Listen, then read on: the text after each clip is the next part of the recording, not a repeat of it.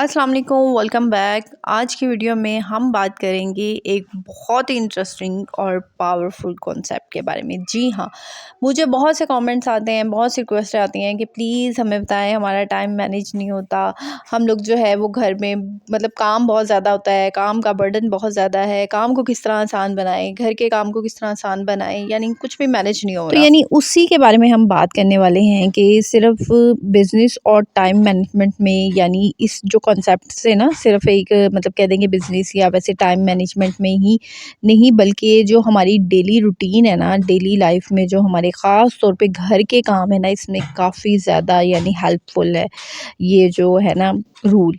ठीक है, मतलब 80 बाय कह दें कि 20। ठीक है, ये वाला 80-20 रूल जो होता है ना, ये बहुत ज़्यादा हेल्पफुल है।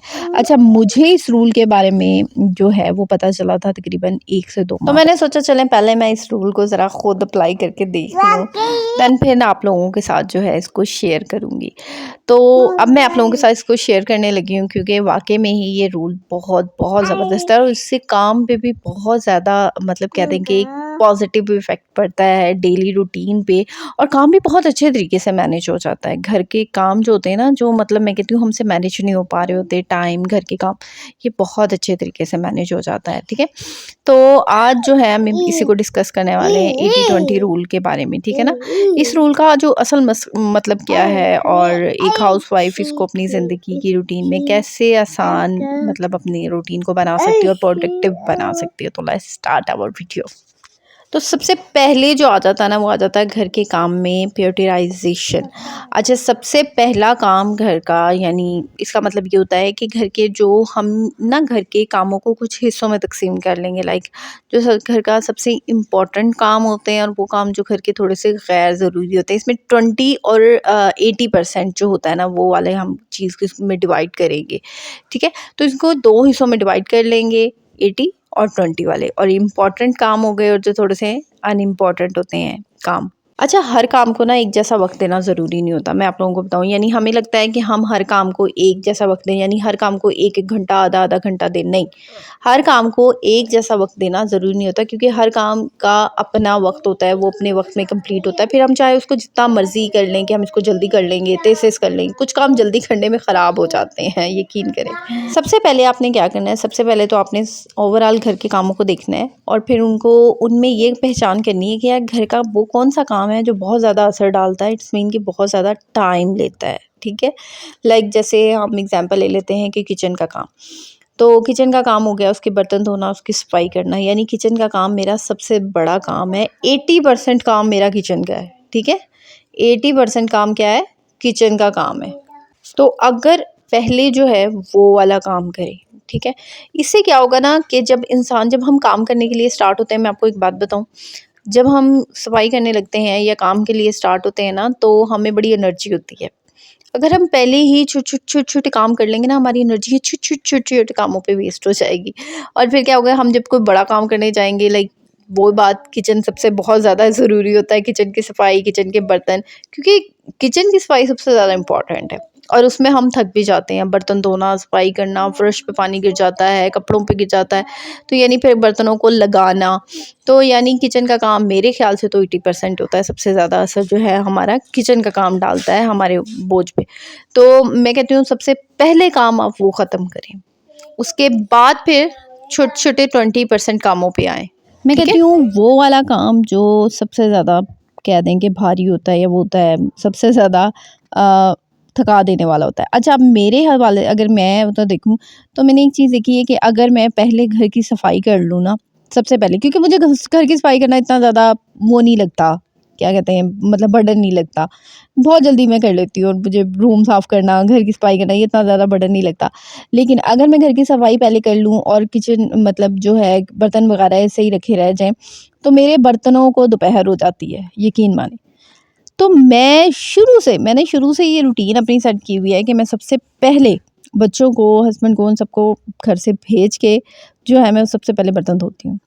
मैं कमरा भी नहीं साफ़ करती, सबसे पहले मैं क्या करना होता है, मैंने बर्तन धोने होते हैं, क्योंकि मैं साथ-साथ जो है बर्तनों को समेटती रहती हूँ, जमा करती रहती हूँ कि यार मैंने भी जो सुबह के टाइम ना तो अक्सर ये होता है कि जब बच्चों का मतलब बहुत ज़्यादा जल्दी और जल्दबाज़ी में कभी मेरी आँख नहीं खुल रही हो, वैसे ऐसा होता नहीं है कि मेरी आँख ना खुले, लेकिन हो जाता है कभी-कभी।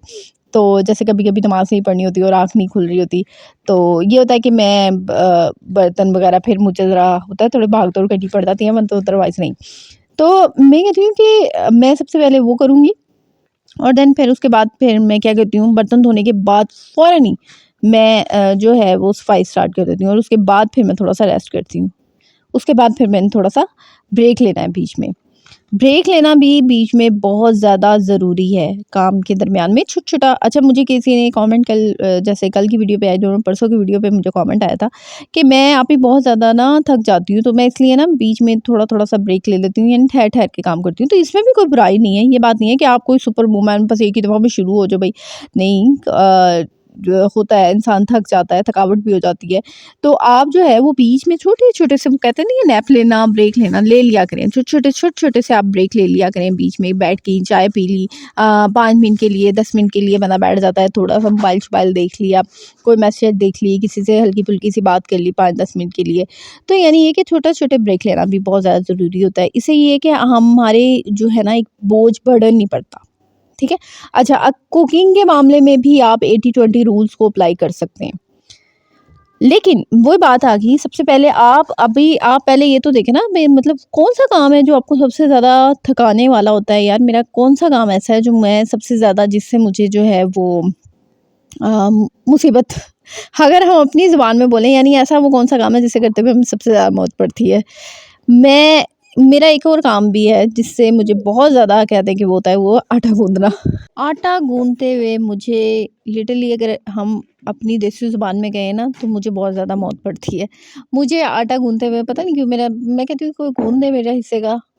होता है, हर किसी को होता है, कोई ना कोई एक काम ऐसा होता है। अच्छा, बर्तन मैं ईज़िली धो लेती हूँ, सफाई मैं ईज़िली कर लेती हूँ, कपड़े मैं ईज़िली धो लेती हूँ, मतलब मैं सब कुछ कर लेती हूँ। लेकिन आटा गूँथना, कुकिंग तो आपको पता है, वैसे ही आपकी बहन को बड़ा शौक है कुकिंग करने का। सारा दिन मुझे खड़े रखो किचन में और कुछ ना कुछ बनवाते रहो, मैं बनाती रहूँगी। आप लोग मुझे कहो आप ये बना दो, वो बना। स्पेशली मुझे गोश्त पे तो एक्सपेरिमेंट्स करने का इतना शौक है ना कि मैं कुछ कुछ ना कुछ बनाती रहूँ, बनाती रहूँ, बनाती रहूँ। वो कुकिंग करने का बहुत शौक है। बेकिंग, कुकिंग, किचन के काम मैं बहुत शौक से करती हूँ, बहुत शौक से, बहुत शौक से। एक मैं कहती हूँ मैं नहीं थकती। मुझे आप सारा दिन भी किचन में खड़ा रखोगे ना, तो आपकी बहन खड़ी रहेगी किचन में, मैं नहीं थकती। और सफाई वगैरह करने का भी मुझे बहुत ज़्यादा शौक है, मैं कर लेती हूँ। लेकिन सिर्फ़ एक आटा गूँथना। आटा गूँथना एक ऐसा काम है, मैं कहती हूँ कि बस मैं कहती हूँ कोई मुझे कर दे ये काम, मुझसे नहीं होता, पता नहीं क्यों? पर बहुत ज़्यादा मैं चिढ़ती हूँ, कहते हैं कि एक वो होता है थोड़ा-सा, तो हर किसी को कुछ ना कुछ होता ही है। अच्छा, मैं बात कर रही थी, आप कुकिंग में भी 80-20 रूल को जो है वो अप्लाई कर सकते हैं। वो इस तरह अप्लाई कर सकते हैं कि यानी जब हमने कुकिंग करनी होती है, तो वही बात है, हम पहले मिर्च मसाले ये वो कर लेते हैं। अच्छा, अक्सर ख़वातीन होती है ना कि मतलब सारा कुछ एक साथ करना स्टार्ट कर देती है, और अक्सर ख़वातीन की आदत ऐसी होती है कि यानी वो सारा कुछ पहले ही तैयार करके रख लेती हैं। यानी सब्ज़ी काट ली, सब कुछ कर लिया और सारा कुछ एक साथ ही रख लेती हैं, और बाद में ये होता है ना कि उन्हें प्रॉब्लम नहीं होती। ये भी बहुत अच्छी बात है कि यानी आप पहले ही लहसुन, प्याज़, अदरक, मसाले-मसूले एक अलग से कटोरी में निकाल के रख लें, ताकि बार-बार आपको डब्बों को ना देखना पड़े। तो यानी मेरा जो रूल है ना, मैं क्या करती हूँ कि अब जैसे अभी तक मैंने हांडी नहीं चढ़ाई, मैं पहले सारा कुछ काट के एक तरफ रख लेती हूँ और फिर देन मैं कर लेती हूँ। उससे ये होता है कि मेरा बहुत सा टाइम बच जाता है। हाँ, अगर साथ-साथ भी कर रहे हैं तो ये भी, इसमें कोई भी बात नहीं है, यानी आप साथ-साथ भी कर सकते हो। उसमें भी आपका काफ़ी टाइम बच जाता है, क्योंकि जितनी देर में प्याज़ आपकी ब्राउन होती है, आपका मसाला भुनता है, उतनी देर में चलो बंदा इतनी सब्ज़ी बना लेता है। ये मैं यही काम करती हूँ। मेरा अक्सर ये होता है कि अक्सर औक़ात जब बहुत लेट हो रहा होता है, तो साथ-साथ मसाला भुन रहा होता है, साथ-साथ मैं सब्ज़ी काटती रहती हूँ, बनाती रहती हूँ। इतनी देर में सब्ज़ी कट जाएगी, और मेरा ये नहीं होता कि मैं स्पेशल लेके एक बड़ी परात में जी बैठ रही हूँ सब्ज़ी को, और ये वो नहीं। मैंने खड़े-खड़े शेल्फ पे कर लेना है काम, जो भी करना है। जो भी काम मैंने करना है वो खड़े-खड़े शेल्फ पे मैंने कर लेना है। तो इसमें भी काफ़ी चीज़ें अप्लाई हो जाती हैं, जो आपको चीज़ पहले मुश्किल लगती है, आप पहले उसको कर लें, देन उसके बाद छोटा काम जो है ना छोटी उसकी तरफ आए। ये चीज़ होता है। अच्छा, सफाई में ये चीज़ बड़ी होती है कि यानी देखिए आपके घर में कौन-सा ऐसा रूम है जो सबसे ज़्यादा बड़ा है, और जिसका, क्योंकि जब हम सारे घर की सफाई कर लेते हैं ना, एंड में लास्ट में हम ड्राइंग रूम साफ़ करते हैं, होता है ना? सबसे पहले हम अपना रूम साफ़ करते हैं, फिर उसके बाद हम जो है वो बाकी करते हैं। अच्छा, मेरी आदत क्या है, मैं पहले घर की सफाई करती हूँ, अपने कमरे की तरफ बाद में आती हूँ। आपको मैं एक बात बताऊँ, क्यों? क्योंकि अक्सर ये होता है ना, मैं अगर अपना कमरा साफ़ कर लूँ ना, तो मैं अपने बेड पे बैठ जाती हूँ मोबाइल लेके। थोड़ी सी देर रेस्ट करने लग जाती हूँ। मैं कहती हूँ नहीं भई, पहले बाहर की सफाई कर लूँ, फिर उसके बाद अपने कमरे, क्योंकि पता है अपना कमरा तो करना ही करना है ना साफ़। अपना कमरा तो लाज़मी साफ़ करना होता है ना मैंने। फिर तो चाहे मैं जितनी मर्ज़ी भी हूँ ना, थकी हुई, जितनी मेरी टाइट हूँ, कि अपना कमरा मैंने करना ही होता है। क्योंकि अपने कमरा बंदा थोड़ा रेस्ट, थोड़ा-सा सुकून करके भी कर लेता है, इसमें कोई नहीं है। तो यानी ये चीज़ नहीं है कि आपने हर चीज़ को एक परफ़ेक्ट तरीके से करना है। एक हाँ, आपको बता दूँ, दुनिया में कोई भी परफ़ेक्ट नहीं होता। कोई भी परफेक्ट नहीं होता, हम ना ही परफेक्ट बन सकते हैं, तो प्लीज़ परफेक्ट बनने की कोशिश ना किया करें। एक अच्छा इंसान बनने की कोशिश करें, परफेक्ट बनने की कोशिश ना किया करें, ठीक है? क्योंकि हम लोग जब हर काम को एक परफेक्ट तरीके से सरअंजाम देने की कोशिश करते हैं ना, वो फिर उल्टा ही हो जाता है, क्या परफेक्ट होना। बस इस तरीके से करें कि यार मैंने ये काम करना है, दिल से करें, परफेक्ट तरीके से ना करें, दिल से करें। वो खुद ब खुद परफेक्ट हो जाता है, जब आप कोई काम दिल से करते हैं, वो खुद ब खुद परफेक्ट हो जाता है। बस ये है कि अपना हर काम जो है वो दिल से किया करें, सफाई कर रहे हैं, कुकिंग कर रहे हैं, जो भी कर रहे हैं, अपने ऊपर बोझ बना के ना करें। अपने ऊपर बोझ बना के ना किया करें, आहिस्ता-आहिस्ता कर लें, आराम-आराम से कर लें, कोई जल्दी नहीं है, कोई कहीं नहीं जा रहा, कोई कहीं आपके पीछे नहीं लगा हुआ, लेकिन कोशिश करें अपने काम को बच्चे और हस्बैंड के घर आने से पहले कंप्लीट कर लें। इस तरह ही होगा कि जब बच्चे घर आएँगे, आप बच्चों को मतलब खाना वगैरह सुकून से खिला सकती हैं, आपको ये टेंशन नहीं होगी, हाय मैंने सफाई कर लिया, हाय मेरा मसाला जल रहा है, ये हो रहा है, वो हो रहा है। तो यानी ये है कि पहले कर लिया करें काम, हस्बैंड के बच्चों के घर आने से। फिर अगर बच्चे थोड़ी देर लेटते हैं तो चलो माँ को भी थोड़ा-सा रेस्ट मिल जाता है। मैं अब यूँ करती हूँ, मैं बच्चों के साथ थोड़ी देर के लिए रेस्ट कर लेती हूँ। जब तक आप अपने काम को, अपने टाइम को मैनेज नहीं करेंगे, आपने स्ट्रेस फ़ील ही करना है, आपने थकावट का ही शिकार रहना है।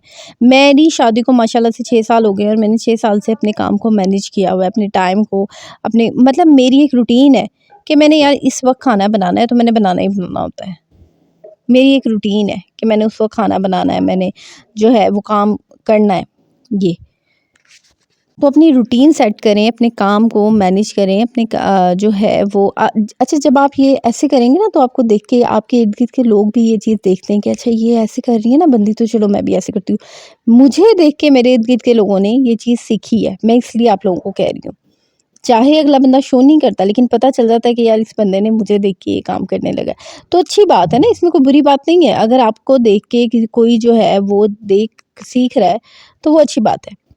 ठीक है? अब देखिए, मैं आप लोगों ने देखा कि मैंने सारा कुछ तैयार कर लिया है। अब मैंने चूल्हा जलाया है, क्योंकि अब मैं जो है वो करूँगी इसको। आज मैं ज़रा थोड़ी-सी मुख्तलिफ़ तरीके से कह दें कि कढ़ाई टाइप बना रही थी, भुना-वुना सा। तो मैंने कहा चलें ज़रा खा लूँ, क्योंकि बच्चे बड़े शौक से खाते हैं भुना हुआ और ये वो। शोरबे वाला तो फिर ज़ाहिर है मैं और हस्बैंड और बच्चे ही होते हैं। तो बस फिर इसलिए होता है कि मोस्टली ज़्यादा सालन फिर ये होता है कि ज़ाया ही जाता है। मेरा ये होता है कि बस ऐसा बनाऊँ कि भुना-भुना सा हो, बच्चे भी खा लें। और बाकी ये है कि जी, ये था आज का मेरा छोटा-सा व्लॉग। आई होप सो कि आपको पसंद आया होगा। कमेंट्स में राय अपनी लाज़मी दीजिएगा, लाज़मी बताइएगा आपको मेरा आज का व्लॉग कैसा लगा। इंशाल्लाह कल आप लोगों के साथ मुलाकात होगी।